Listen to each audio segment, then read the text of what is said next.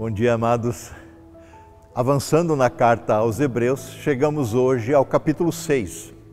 A carta aos Hebreus é insistente na exortação de permanecermos firmes na fé, na obediência ao Senhor, no esforço de resistirmos ao pecado a todo custo.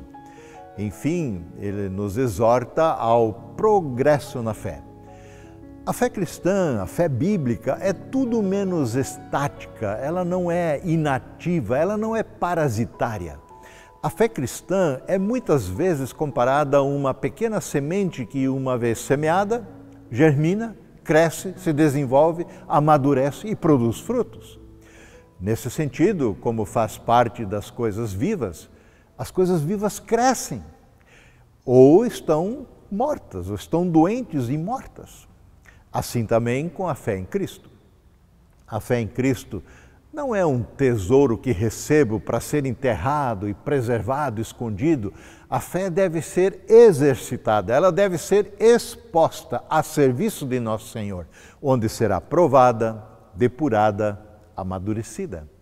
Não é sem motivo que a caminhada na fé é muitas vezes comparada a uma luta, um combate. Vejam como Paulo descreve a sua jornada cristã em 2 Timóteo, capítulo 4, versos 6 e 7. Quanto a mim, diz Paulo, minha vida já foi derramada como oferta para Deus. Ele está pronto para morrer. O tempo de minha morte se aproxima. Lutei o bom combate, terminei a corrida e permaneci fiel. Permaneci fiel. Em sua segunda carta aos Coríntios, capítulo 10, verso 3 e 4, Paulo mais uma vez usa essa mesma linguagem para falar da luta contra tudo aquilo que se opõe à verdadeira fé em Cristo. Diz ele, embora sejamos humanos, não lutamos conforme os padrões humanos. Usamos as armas poderosas de Deus e não as armas do mundo para derrubar as fortalezas do raciocínio humano e acabar com os falsos argumentos que se voltam contra o Senhor, que tantas vezes se opõe essa verdadeira fé em Cristo às vãs filosofias. Sendo assim, Hebreus, ao final do capítulo 5 e início do 6, nos exorta contra a apostasia, ou seja, nos adverte com força para não abandonarmos a fé, não decairmos da fé. E isto nem sempre se dá num gesto de renúncia, numa atitude de renegar a fé em Cristo, de se tornar ateu. Trata-se muito antes de um abandono gradual, uma falta de zelo e cuidado para com esta plantinha que acabou de germinar. Ou, como lemos em Hebreus capítulo 5, verso 11 e 12, quanto a isso, falando lá do sumo sacerdócio de Cristo, temos muito que dizer, diz Hebreus.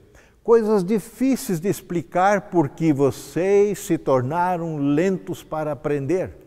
De fato, embora a essa altura da vida já devessem ser mestres, vocês precisam de alguém que lhes ensine novamente os princípios elementares da palavra de Deus. Estão aí precisando de leite e não de alimento sólido.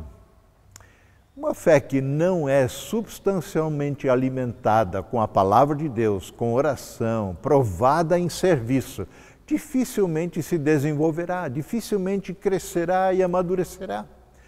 Ela irá definhar e morrer por inanição. Uma fé que não avança, retrocede. Vejam o que Paulo escreve em Gálatas 4, verso 8 e 9. Antes de conhecerem a Deus, vocês eram escravos de supostos deuses que na verdade nem existem. Agora que conhecem a Deus, ou melhor, agora que Deus os conhece, por que desejam voltar atrás e tornar-se novamente escravos dos frágeis e inúteis princípios básicos deste mundo?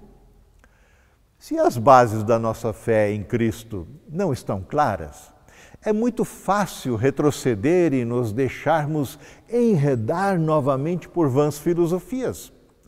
Aos Colossenses, Paulo adverte no capítulo 2, verso 8, Não permitam que outros os escravizem com filosofias vazias e invenções enganosas provenientes do raciocínio humano, com base nos princípios espirituais deste mundo e não de Cristo. E no verso 20, Paulo conclui: vocês morreram com Cristo ao crerem nele, e ele os libertou dos princípios espirituais deste mundo. Então, por que continuar a seguir as regras desse mundo? Pergunta Paulo. Assim também aqui em Hebreus 6, verso 1 a 3, somos desafiados a avançar rumo à maturidade cristã. Diz Hebreus: portanto, deixemos de lado os ensinamentos básicos a respeito de Cristo e sigamos em frente, alcançando a maturidade em nosso entendimento. Certamente não precisamos lançar novamente os alicerces, ou seja, o arrependimento das obras mortas, do pecado, a fé em Deus, o batismo, a imposição de mãos, a ressurreição dos mortos e o julgamento eterno. E se Deus permitir, avançaremos para maior entendimento. Esse é o nosso propósito com o plano de leitura bíblica, com as devocionais diárias, pequenos grupos, estudos bíblicos, cultos, é que a gente avance, cresça, se fortaleça na fé, amadureça, sirva e testemunhe com poder e graça, e assim permaneçamos firmes e fiéis ao Senhor até a volta de nosso Salvador e Senhor Jesus Cristo. Essa é a nossa esperança e esse é o nosso desafio. Amém.